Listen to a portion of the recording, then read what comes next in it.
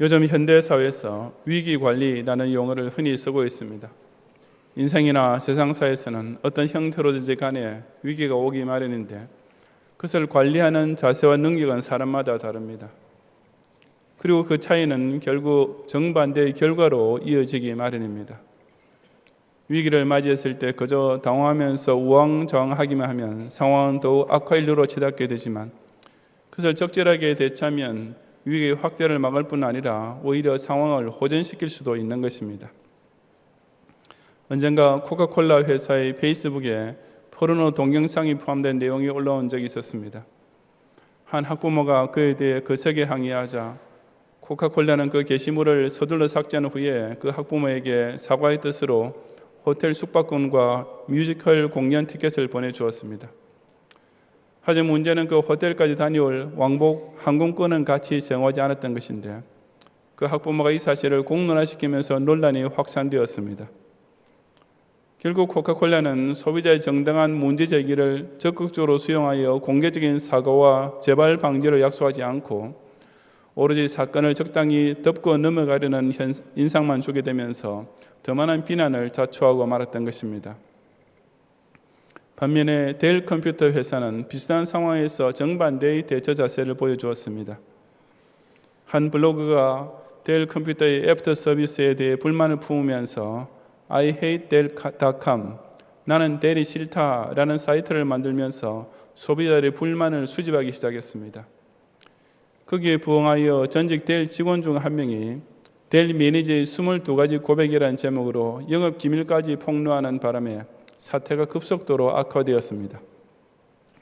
그때 델 컴퓨터 회사는 블로그에다가 델의 23번째 고백이라는 제목의 글을 통해 최고 경영자가 직접 사과를 하면서 서비스 정책을 획기적으로 개선하기 시작했습니다. 그 결과 델은 그 후 2년 만에 그 트위터를 통해서만 무려 650만 달러의 매출을 올리게 되었다고 합니다. 기독 신자의 신앙생활에서도 이런 위기 관리 능력이 꼭 필요한데 바로 야고보서의 서두가 그런 교훈으로 시작되고 있습니다. 1절에 보면 하느님과 주 예수 그리스도의 종 야고보는 흩어져 있는 12지파에게 문안한다고 했습니다. 12지파는 물론 직접적으로는 이스라엘 백성을 지칭하지만 확대해서 가면 신약의 선민, 즉 모든 기독 신자를 가리킵니다. 하지만 발신인인 야고보가 예루살렘 교회의 지도자였다는 점을 감안해 볼 때 이 편지의 구체적인 1차 수신자들은 스데반 순교 이후 이방 지역으로 흩어졌던 자, 즉 디아스포라들이었다고 추측할 수 있습니다. 자연히 그들은 예루살렘의 사도들과 이전처럼 자주 접촉하지 못하고 있었는데 설상가상으로 그들의 신앙생활을 방해하는 여러 가지 시련들이 닥치고 있었습니다. 야고보는 그처럼 영적 위기에 처해 있던 성도들을 격려하기 위해 이 서신을 보냈던 것입니다. 이 시간 저는 그 본문의 말씀을 통해 기독 신자가 신앙생활에서 위기를 당할 때 그것을 어떻게 대처함으로써 오히려 상황을 호전시키는 기회로 삼을 수 있는지를 함께 참고해 보고자 합니다. 첫째, 힘든 시험을 당할 때는 온전한 인내를 발휘하여 더욱 성화되는 기회로 삼아야 합니다. 2절부터 4절까지의 말씀을 함께 봉독하겠습니다. 내 형제들아, 너희가 여러 가지 시험을 당하거든 온전히 기쁘게 여기라. 이는 너희 믿음의 시련이 인내를 만들어내는 줄 너희가 알미라. 인내를 온전히 이루라. 이는 너희로 온전하고 구비하여 조금도 부족함이 없게 하려 함이라. 아멘. 여기서 말하는 시험은 템테이션, 유혹이 아니라 테스트에 해당되는 말입니다. 여러 가지 시험을 당하거든 이라고 본문에서 밝히고 있듯이 그처럼 이방 지역으로 흩어진 성도들은 이방인들의 핍박과 로마 정부의 탄압을 위시한 온갖 환난을 당하고 있었습니다. 비단 그 디아스포라 성도에게만 아니라 바른 신앙생활을 하려는 성도에게는 항상 갖가지 형태의 시험이 닥쳐오기 마련입니다. 그런 모든 시험들을 다 피한다는 것은 불가능한 일이고 또한 세상에 그 어느 누구도 아무 문제없는 트러블 프리의 완벽한 평화만을 누리며 기독 신자 노릇을 할 수는 없는 것입니다. 그처럼 신자라면 필연적으로 시험을 당할 수밖에 없다면 중요한 것은 그 대처 방법을 배우고 발휘하는 것인데 바로 그 요령을 두고 성경은 온전히 기쁘게 여기라고 가르칩니다. 시험을 당할 때 그것을 순수한 기쁨으로 여겨야 한다는 말씀은 일견 너무나 이론적이고 비현실적인 말로만 들릴 수도 있습니다. 하지만 이것은 사도 바울이나 사도 베드로뿐 아니라 예수님께서도 똑같이 하셨던 말씀으로서 기독 신자에게는 아주 구체적이고도 실전적인 시험 대처 요령이 됩니다. 야고보는 지금 환난과 핍박을 현실적으로 당하고 있는 성도들이 사정을 전혀 알지 못한 채 자기만 무사안일하게 살면서 그냥 설교를 위한 설교를 하는 것이 아니었습니다. 그는 스스로 예루살렘 교회를 이끌어가면서 성도들이 당하는 어려움들을 가까이에서 보았고 스데반의 순교까지 목도했습니다. 그리고 그 이후에도 계속 이어지는 큰 박해를 피해 예루살렘 교회의 많은 성도들이 곳곳으로 흩어지게 되는 일까지 직접 겪었습니다. 바로 그런 와중에서도 야고보는 목자로서 성도들을 위로하고 격려해야 할 사명을 잊지 않고 이 주님의 가르침과 사도들의 교훈을 가지고 그들의 용기를 북돋워 주려 했던 것입니다. 그렇다면 도대체 왜 성도는 시험을 오히려 순수한 기쁨으로 받아들일 수가 있습니까? 그 이유는 그 시험이 사탄이 주는 유혹이 아니라 바로 하나님께서 주시는 믿음의 시련이기 때문입니다. 이 시련이란 말은 원래 금이나 은을 불 속에서 재련하여 순수한 것으로 만드는 과정과 연관된 단어입니다. 그렇다면 그 믿음의 연단은 무엇을 만들어내는 과정이 됩니까? 바로 인내를 만들어내는 것이라고 했습니다.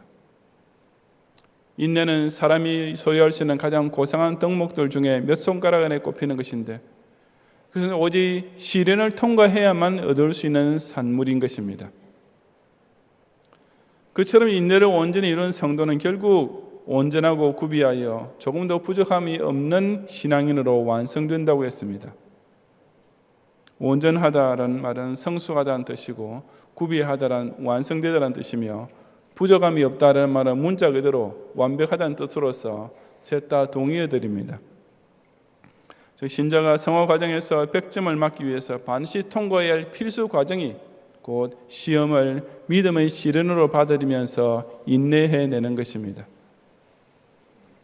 제가 군대에 제대한 후에 아주 소중한 재산이 남았는데 그것은 앞으로 제 인생에서 육체적인 시련만큼은 그 어떤 것이라도 이겨낼 수 있겠다는 자신감이었습니다. 고된 훈련과 근무가 저 육신을 그처럼 연단시켜 주었기 때문이었습니다. 마찬가지로 우리 신자들은 인생의 시련에 대해 맷집을 좀 키울 줄 알아야 합니다. 불신자들은 세상에서 여러 가지 어려운 일, 슬픈 일, 고통스러운 일을 당하면 그것을 가리켜 재수 없는 일 혹은 불행이라고만 부릅니다. 하지만 신자들은 그런 표현을 쓰지 않고 그냥 시험이라고 합니다. 그런 일을 두고 하나님께서 의도적으로 내게 주시는 테스트라고 여기는 것입니다. 이처럼 그런 것들을 두고 무슨 운수가 나빠서 일어난 일이 아니라 하나님께서 나를 사랑하셔서 일부러 주시는 기회로 받아들이게 될 때 성도는 그런 시련을 오히려 기쁘게 여길 수가 있습니다. 왜냐하면 그것은 곧 신자로서의 인내력을 단련시킬 수 있는 아주 좋은, 유일한 기회이기 때문입니다. 우리나라 대학교에서는 입학연도로 학번을 따지지만 미국 대학교에서는 졸업연도로 학번을 따집니다.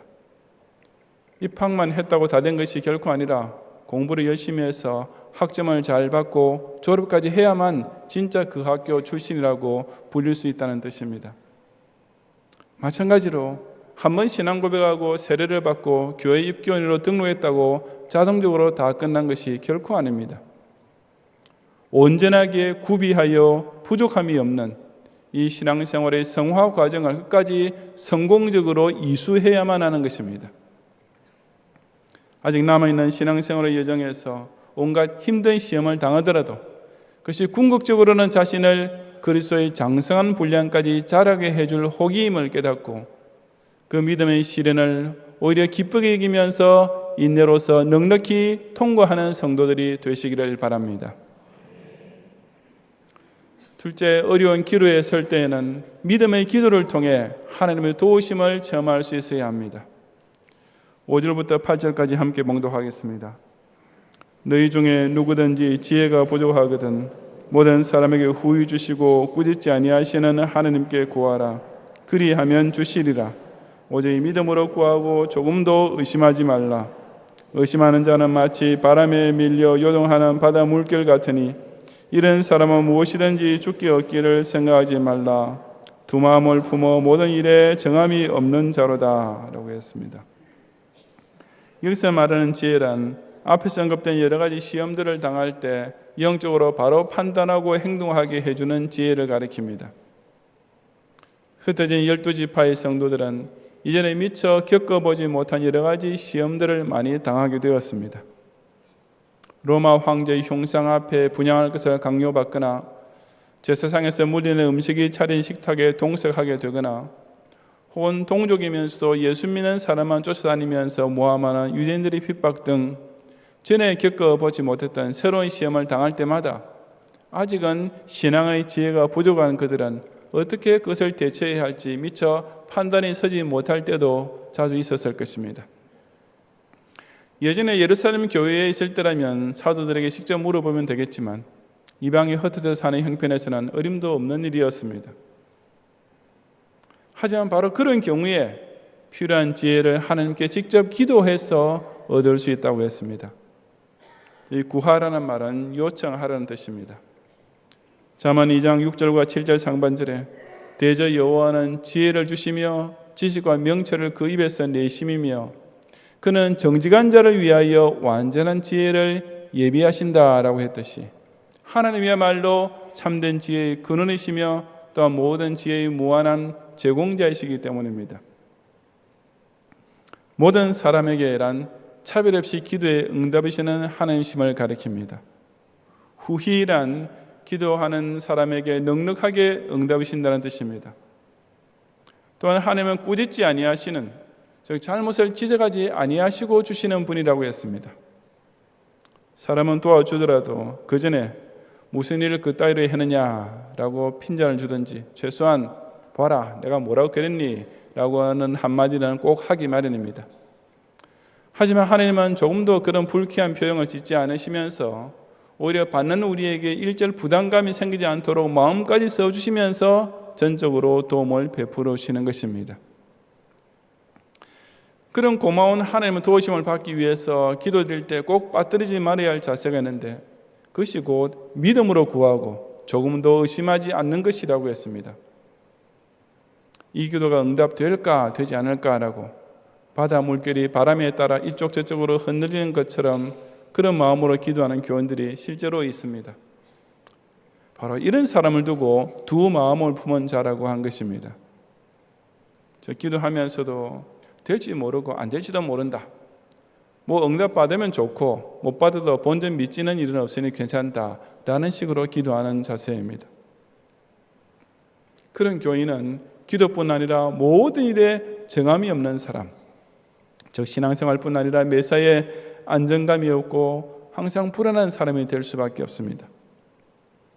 그리고 무엇보다도 이런 사람은 무엇이든지 죽게 얻기를 생각지도 말라고 했습니다. 왜냐하면 기도를 하면서도 그런 두 마음을 품는다는 것은 하나님께 대한 엄청난 모독이 되기 때문입니다. 즉 그런 사람은 하나님의 선하심과 하나님의 전능에 대해서 불신하는 마음으로 기도하고 있기 때문입니다. 당신을 그 자녀의 소원을 매정하게 거부할지도 모르는 아버지로 당신의 자녀의 소원을 들어도 아무것도 해줄 수 없는 무능한 아버지로 여기면서 기도를 한다면 그런 마음으로 하는 기도를 들을 때 하나님께서 얼마나 불쾌하시겠습니까? 하나님께서는 그런 식으로 기도하는 자를 노여워하시고 그 기도에 응답이지 않으실 것은 너무나 자명한 일입니다. 하나님께서는 사람이 지혜가 없어서 실수한 것은 꾸짖지 않으시지만 기도하면서까지 그렇게 당신을 의심하는 것은 절대로 용서해 주실 수가 없는 것입니다. 우리는 늘 자신에게 지혜가 부족함을 먼저 시인할 줄 알아야 합니다. 만약 매사에 자기가 완벽하다고 생각하는 까닭에 기도드려야 할 필요성조차 못 느끼고 산다면 그 얼마나 큰 교만이겠습니까? 사실 기도해야 할 상황과 기도를 안 해도 될 만한 상황을 스스로 구별하는 것만으로도 이미 그런 사람에게는 자기도 모르는 자만심이 가득 차 있는 것에 틀림없습니다. 지혜뿐 아니라 우리가 신앙생활 영위함에 있어서 그 외에도 얼마나 부족한 점들이 많겠습니까? 하지만 하나님께서는 그 부족함을 통해 우리로 하여금 하나님께 기도드려 도움을 요청하도록 만들고 계십니다. 부족한 것이 있으니 채워달라고 기도하게 되고, 그렇게 기도하게 됨으로써 의심 없이 기도하는 법을 배우게 되고, 그렇게 의심 없이 기도할 줄 알게 되니 그 신앙 자체 역시 더욱 확고하게 성장할 수 있는 것입니다. 자기 지혜만 가지고 어떻게 해보겠다는 사람과 기도를 통해 하나님의 조언과 지도를 받는 사람이 어떻게 상대가 될 수 있겠습니까? 기도할 줄 모르는 사람은 결국 어린애처럼 유치한 판단, 죄인이 근본적으로 공유하는 욕심에 따른 길을 가게 될 수밖에 없지만, 기도하는 성도는 주님처럼 생각하게 되고 주님의 능력이 그 행하는 일에서 나타나게 됩니다. 지혜가 부족할 때, 어떻게 해야 할지 도저히 감조차 잡히지 않을 때, 인생의 대사가 걸린 어려운 판단의 기로에 서게 될 때, 오히려 기도를 통하여 하나님의 도우심을 크게 체험하는 성도들이 되시기를 바랍니다. 실제로 낮은 인생에 처할 때에는 오히려 지금 누리고 있는 영적 은혜를 더욱 자랑할 줄 알아야 합니다. 9절 이하 11절까지 함께 봉독하겠습니다. 낮은 형제는 자기의 높음을 자랑하고 부한 자는 자기의 낮아짐을 자랑할지니 이는 그가 풀의 꽃과 같이 지나갑니다. 해가 돋고 뜨거운 바람이 불어 풀을 말리면 꽃이 떨어져 그 모양의 아름다움이 없어지나니 부한 자도 그 행하는 일에 이와 같이 쇠잔하리라. 아멘. 초대 기독교인들 중에는 상대적으로 극소수이긴 했지만 부한 자도 있었습니다. 해가 돋고 뜨거운 바람이 부는 것은 팔레스타인 기후에서 흔히 생기는 열풍 현상을 가리키는데, 그것이 한번 불기만 하면 꽃이고 풀이고 다 순식간에 떨어지고 말라버렸습니다. 마찬가지로 불하는 것도 경기 침체나 유가 파동 등 무슨 바람 한 번만 불면 순식간에 날아가 버릴 수 있는 것입니다. 그러므로 만일 부자 교인이 그 행하는 일, 즉 돈 버는 일에만 모든 정성을 다 쏟아붓고 산다면 그 신앙이란 지극히 불안하고 취약한 것이 될 수밖에 없습니다. 그런 까닭에 부한 자들일수록 오직 자기의 낮아짐을 자랑해야 한다고 했습니다. 그것이 무엇이겠습니까? 세상에서 성공하여 사회적으로 윗자리에 앉게 되고 남들로부터 존경과 부러움을 한몸에 받는 위치에 있는 사람이 도대체 어떻게 낮아질 수 있으며, 또 그렇게 된다 해도 어떻게 그것을 자랑스럽게 여길 수 있다는 말입니까? 하지만 예수님을 제대로 영접한 부자는 그럴 수가 있습니다. 바로 주님 앞에서 자신이 부끄러운 죄인의 불과함을 인정하게 되면서 지극히 높고 위대하신 하나님 앞에 절로 겸손해지지 않을 수 없게 될 때, 그런 부자 성도는 늘 자신의 영적 낮음을 오히려 세상 앞에서 자랑하며 고백하게 되는 것입니다. 그런 부자의 겸손은 정말 고귀한 일이 아니겠습니까? 없는 사람이 없는 표를 내는 것은 부끄러운 일이 되지만, 있는 사람이 있는 표를 내지 않고 스스로 낮출 줄 안다는 것은 참으로 어려운 일인 동시에 그만큼 고상한 일이 되는 것입니다. 그에 비하여 낮은 형제는 오히려 자기의 높음을 자랑하라고 했습니다. 여기서 낮은이란 말은 사회적으로 지위가 낮고 경제적으로 가난한 것을 가리킵니다. 실제로 초대교회에서 절대다수의 신자가 이 낮은 형제, 즉 사회에서 종이나 노예의 신분으로 살던 자들이었습니다. 그처럼 사회적으로 비천한 신분에 있던 자들이 그 어떤 높음을 자랑할 수 있었던 것입니까? 이 자기의 높음이란 바로 예수 그리스도를 통하여 하나님의 자녀가 된 높은 지위와 영원한 기업을 누리게 된 부유함을 가리킵니다. 아무리 세상에서는 하층 계급에 속했다 하더라도 그들은 적어도 하나님의 아들이요 하나님의 딸이었습니다. 왕중 왕의 왕자들이요 공주들이었으니 마땅히 이에 대하여 자부심을 가져야 하지 않았겠습니까? 공산주의 사회는 아예 제도적, 정치적으로 계급이 결정되어 있는 사회입니다. 그와 반면에 민주주의 사회는 자유 경쟁과 개인의 노력을 통해 누구에게나 그런 기회가 부여되어 있는 사회입니다. 하지만 하나님의 왕국인 교회는 이런 최고 상류 사회의 인사, 아니 최고 로열 패밀리의 왕족이 되는 특권이 그냥 공짜로 주어지는 아주 특별한 공동체인 것입니다. 그런 영적 특권층이 된 것을 자랑하라고 했는데 이 말은 교만이 아니라 긍지를 가리킵니다. 즉 그런 부한 위치를 그냥 자각하는 것만으로 끝내지 말고 밖으로 자랑스럽게 증언하라는 뜻입니다. 적어도 예수님을 믿어 하나님의 양자가 된 권세를 받고 저 천국 영생의 유업을 받은 신자라면 당연히 이런 사실을 두고 세상 앞에서 떳떳하게 가슴을 펴고 당당하게 자랑할 수 있어야 마땅하지 않겠습니까? 가난하다든지 지위가 낮다든지 하는 것이 이 세상에서는 그 어떤 경우에도 좋은 일이 될 수는 없습니다. 하지만 오직 예수 믿는 신자에 있어서만큼은 이것이 오히려 큰 약이 될 수 있습니다. 왜냐하면 인간 사회에서 낮으면 낮을수록 자기가 이미 누리고 있는 영적 높음이 더욱 감사하게 여겨지고 세상에서 가난하면 가난할수록 그런 내세의 부유함이 더욱 복스럽게 여겨질 것이기 때문입니다. 있는 사람이 있는 표를 내미는 것은 교만한 자랑이 될 뿐이지만 없는 사람이 없는 것을 불평하지 않고 오히려 자기가 받은 많은 복을 자랑할 줄 안다는 것은 참으로 고고한 모습이 아니겠습니까? 세상 사람이 볼 때는 아무 가진 것 없어 보이는 성도가 지금까지 지은 모든 것이 다 주의 크신 은혜 때문이다. 물 붓듯이 내게 부으시는 은혜가 참으로 족하다라고 뜨겁게 찬송할 때 그것이야말로 진짜로 부하고 높은 생을 살아가는 성도의 자랑스러운 모습인 것입니다. 이 땅에서 물질적으로 사회적으로 낮은 자리에 처하게 될지라도 주님께서 내 은혜가 내게 이미 족하다라고 깨워주시는 말씀을 기억하면서 그 누구도 빼앗아갈 수 없는 영적 은혜를 하나님의 양자된 지위와 영생 유업의 상수되는 복을 자랑할 줄 아는 성도들이 꼭 되시기를 바랍니다. 성도 여러분, 야고보서 전체의 주제는 신행일치입니다. 즉 신앙은 생활과 완전히 일치될 때에만 그 의미와 능력을 갖는 것입니다. 다시 말해서 말씀을 통해 배우고 믿게 된 신앙이 이제 생활 속에서 구체적으로 발휘되어야만 아름다운 열매를 맺을 수가 있습니다.